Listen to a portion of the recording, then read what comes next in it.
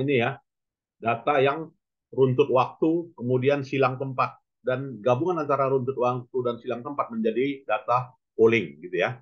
Jadi itu yang namanya polling data ya. Gabungannya misalnya 2018 sampai 2022 pada perusahaan yang go public di bursa efek perusahaan manufaktur. Nah, jadi itu namanya pooling ya, pooling data. Kemudian internal, eksternal, primer dan juga sekunder. Nah, ini saya kira udah oke lah ya.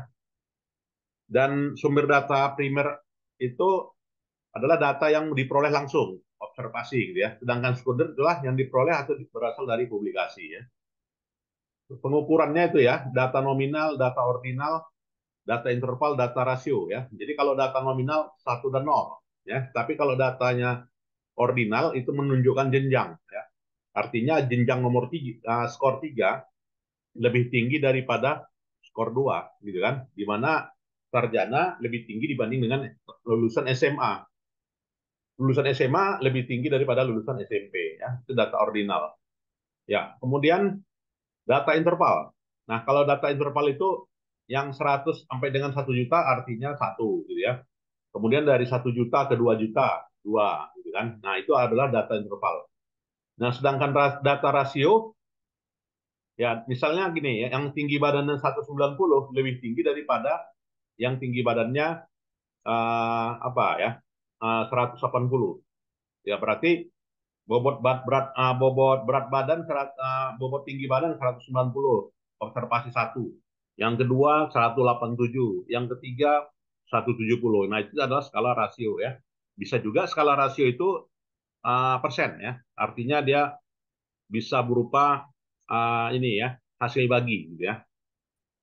Nah, tadi kalau dia dimensi waktu itulah time series dengan projection ya. Itulah menjadi data panel ya, sama dengannya itu disebut dengan data panel. Gabungan antara time series dengan projection itulah data panel ya. Nah, saya kira nggak ada masalah lah ini ya. Ya, kemudian juga variable dummy. Nah, variable dummy itu adalah variable yang tidak hanya dipengaruhi oleh variable bebas. Ya, artinya variable yang skalanya 1 dan 0 gitu ya. Artinya bersifat atribut ya. Atribut yang membedakan ya antara 1 dan 0. 1 itu menunjukkan adanya atribut, sedangkan 0 menunjukkan tidak ada atribut. Ya, itu namanya variable dummy ya. Variable ini disebut dengan variable dummy dan pembukaan variable dummy bersifat nominal ya. Nah, ini karakteristik dummy gitu ya. 1 dan 0 lah ya. Nah, jadi B1 ya, dalam hal ini uh, penetapan nilai 1 dan 0 untuk kedua kategori itu adalah sembarangan ya, atau juga bebas ya. Jadi di sini suatu variabel memiliki M kategori, maka hanya membutuhkan variabel dummy ya, D sama dengan M kurang 1 gitu ya. Nah, ini dikatakan dummy. Nah, kalau dia dummy-nya lebih dari 2 gimana? Lebih dari 2 kategori. Ya, kalau lebih dari 2 kategori gitu ya, maka misalkan ada 3 kategori gitu ya. Maka 3 kategori itu ya sebagai berikut. Dummy pertama 1 jika S2, 0 jika tidak. Ya kan, dummy pertama. Dummy kedua 1 jika S3, 0 jika tidak S3. Nah, itu namanya dummy gitu ya. Nah, jadi dummy ini bisa juga diterapkan ya di dalam IPUS ya. Dan regresi variabel dummy sebagai berikut ketika tabulasi gitu ya. Tabulasi datanya. Nah, ini dummy 1, ini dummy 2 ya. Jadi tadi yang bukan S1, responden pertama, dia bukan S2, 1. Dia adalah S2, 1 ya. Dia bukan S2, 0.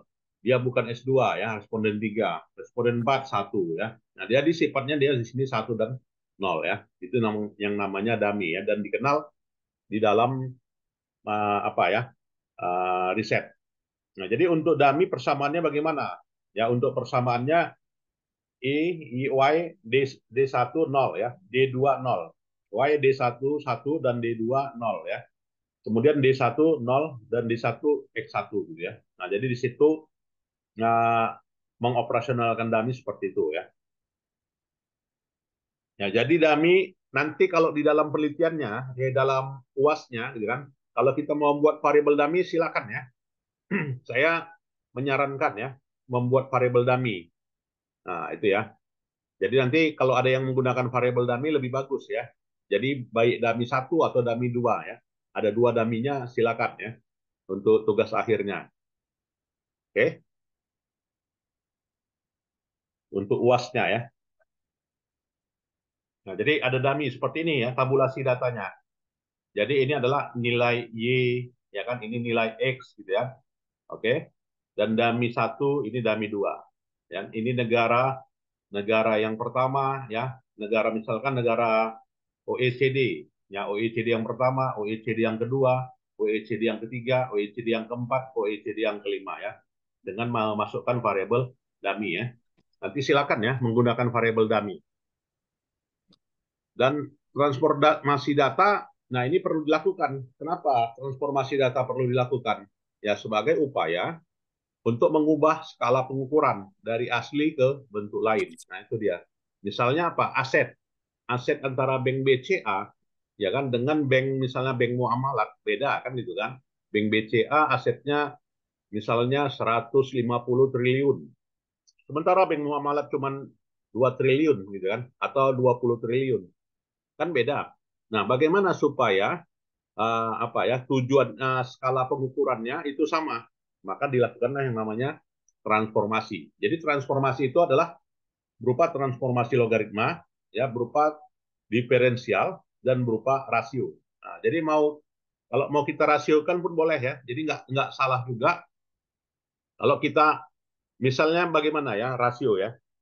Nah, sejauh mana perbandingan antara total aset terhadap jumlah karyawan atau jumlah karyawan terhadap total aset bank BCA dengan bank muamalat.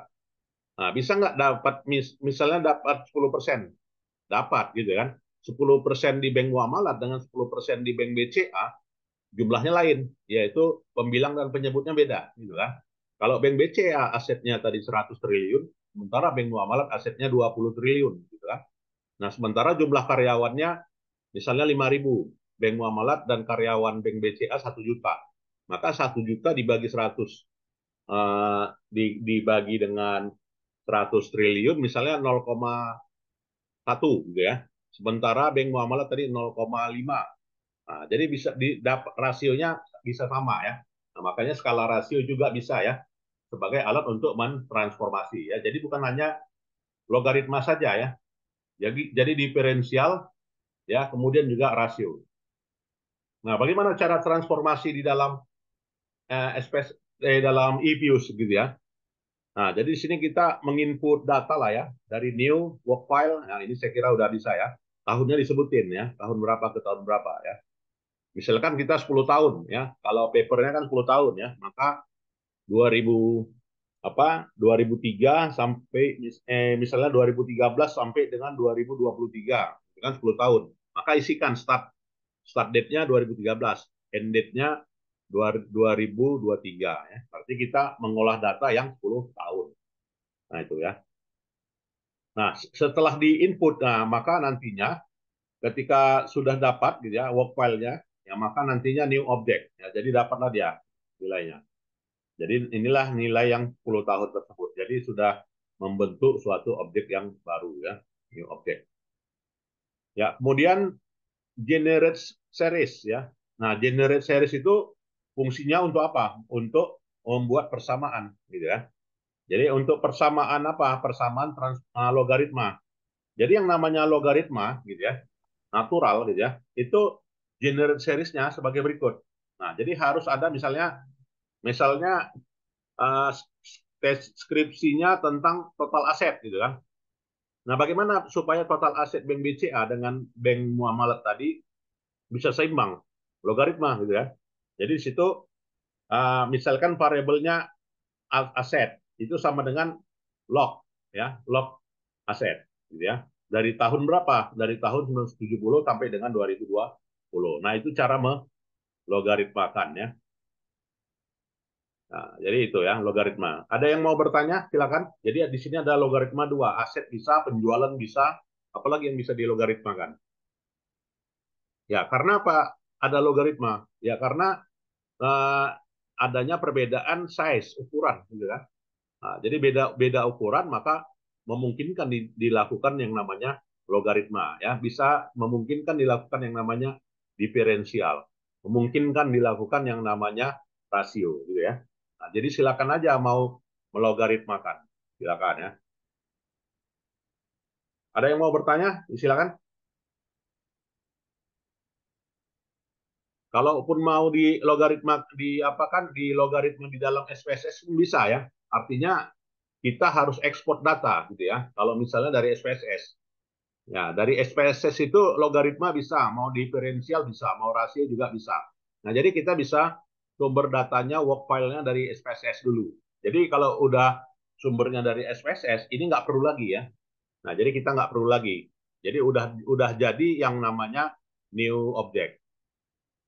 Nah, ada pertanyaan? Silakan. Ini penting ya, logaritma ini, transformasi ini ya. Supaya nanti Pak, ini kenapa saya nggak terdistribusi normal? Ya, karena tidak ada logaritma. Ya, tidak dilakukan logaritma. Misalnya itu tadi aset, ada yang asetnya terlalu besar, ada yang asetnya terlalu kecil, kan gitu ya. Maka harus dilakukan yang namanya logaritma ya, atau juga diferensial, atau juga rasio. Nah, silakan aja ya menggunakan apa. Tapi orang banyak menggunakan logaritma ya. Ya, cukup jelas ya? Oke. Nah, setelah itu, uh, ya setelah itu kita preview ya sejauh mana yang udah dilogaritmakan tadi hasilnya. Maka klik open, lalu klik group ya. Nah, jadi klik group, nah itulah hasilnya ini dia. Ini logaritma LPDB, ini logaritma LPDK. Nah, jadi hampir sama ya, ini 18,558, ini 18,58,518, ya ini 18,617 gitu kan. Dan ini hampir sama lah ya. Ini 18. Nah, jadi skalanya sekitar 18 semua. Kalau enggak ini nanti ada yang juta, ada yang miliar, ada yang puluhan, ada yang triliunan. Nah, kan gitu ya. Jadi ini sama ya. Oke ya. Nah, begitu juga yang hasil logaritma yang ini. Nah, ini ya. Nah, juga logaritma kan ya. Sama dia semuanya. Terbukti menunjukkan nilai apanya? Ini 20-an semua ya. Nah, itu. Ada yang mau bertanya? Disilakan. Nah, kalau enggak nanti bedanya gini dia. Ada yang 2,5, ada yang 1,6. Nah, inilah yang menyebabkan terjadinya gangguan asumsi klasik. Nah, itu ya. Ada yang mau bertanya? Cukup jelas ya? Baik. Berikutnya,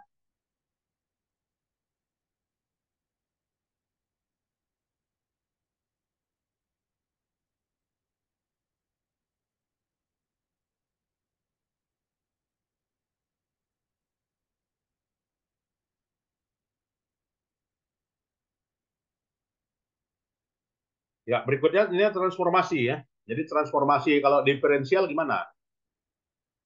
Ya, kalau itu tadi logaritma ya. Kalau yang transformasinya diferensial, nah diferensial berarti dia kurang ya. Rumusnya dengan rumus sebagai berikut ya. Kalau tadi log variable ya. Nah, kalau dengan sekarang ini kurang ya, PDB dikurang PDB kurang satu. Artinya tahun ini dikurangi dengan tahun sebelumnya. Ya, maka dapatlah nilai sekarang. Nah, itu namanya log ya. Nah, jadi P DPDB sama dengan PDB dikurang PDB lag 1 tahun. Ya, ini ya. Lag 1 tahun. Nah, ini ya. Jadi silakan aja nanti mau logaritmanya pakai diferensial oke ya. Nah, sedangkan ini juga ya. Jadi bagaimana dapat data DPDK? Nah, dapat data DPDK adalah PDK dikurang PDK tahun sebelumnya. PDK sekarang dikurangi dengan PDK tahun sebelumnya ya. Ada pertanyaan? Silakan. Cukup jelas ya? Ya, cukup jelas. Jadi nanti boleh aja, Pak, saya Pak melakukan transformasi data. Kenapa? Antara negara Amerika ya dengan negara Nicaragua itu beda apanya? Ya beda jumlah penduduknya, beda anggaran negaranya, beda anggaran energinya, beda konsumsi BBM-nya. Maka saya logaritmakan Pak untuk supaya tercapainya distribusi normal. Oke, gitu kan? Mau pakai logaritma, mau pakai diferensial. Nah, jadi nanti kalau ada yang menggunakan diferensial, oke-oke aja ya. Dipersilakan menggunakan diferensial. Nah, cukup jelas ya? Ya. Kalau rasio gimana? Ya, jadi inilah hasilnya logarit yang namanya diferensial ya. Jadi terlihat ya bahwa bahwasanya dengan yang menggunakan diferensial ini kosong ya. Kenapa? Karena ini udah lag ya tadi kan. N kurang satu. Ya berarti kan udah naik dia data tahun sekarang dengan data tahun sebelumnya. Kalau sudah kita masukkan rumus ini. Oke, rumus ini dia. Nah, jadi dia di sini nol. Tapi kalau nggak logarit, kalau nggak diferensial ini ada isinya. Ya, ini ada isinya. Kalau nggak diferensial ya. Nah, ada pertanyaan silakan.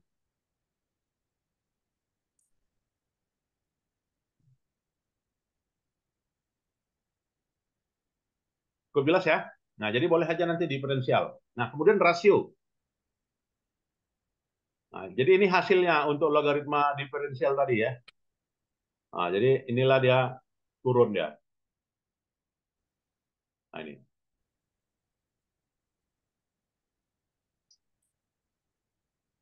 Ada pertanyaan? Silakan. Ya, ya. Kemudian regresi estimasi ya. Jadi estimate equation. Jadi kita buat persamaannya. Nah, sebagai berikut. Dan inilah hasilnya. Ya.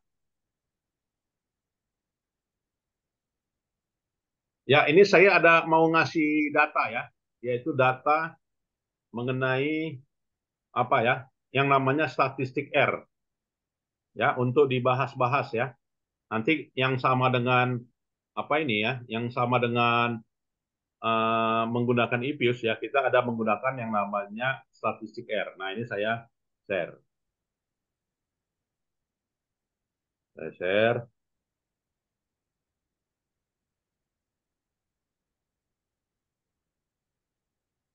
untuk jadikan bahan bacaan ya.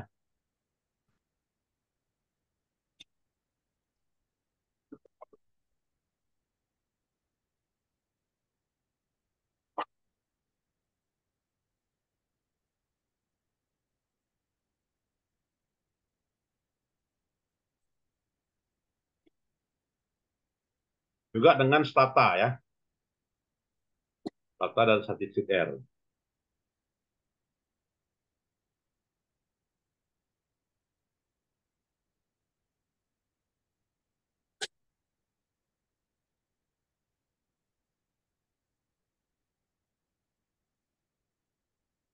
Oke ya.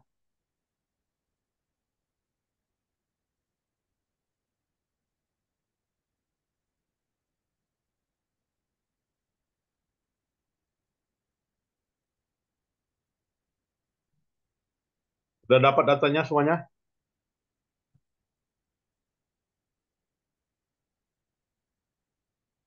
Sudah dapat?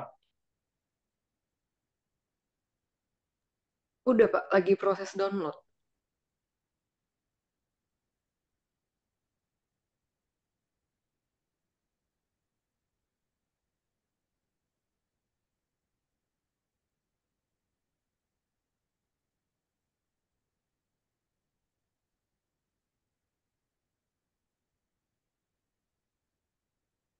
Nah, itu juga R Studio ya, saya share datanya.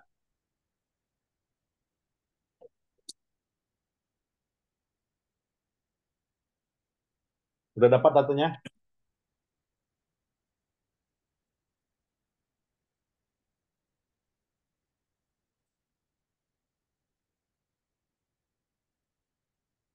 Ya, nanti boleh ya, silakan mau menggunakan Stata, mau menggunakan R Studio, atau juga menggunakan yang namanya Epius ya. Saya bebaskan aja. Jadi nanti skripsinya jangan lagi menggunakan SPSS ya. Nah, jadi Kalau bisa kita udah pakai Stata, ya, udah pakai EPUS dan udah pakai RStudio. Begitu juga UASnya nanti ya, boleh pakai Stata, boleh RStudio, boleh pakai Statistik R. Ada pertanyaan? Silakan.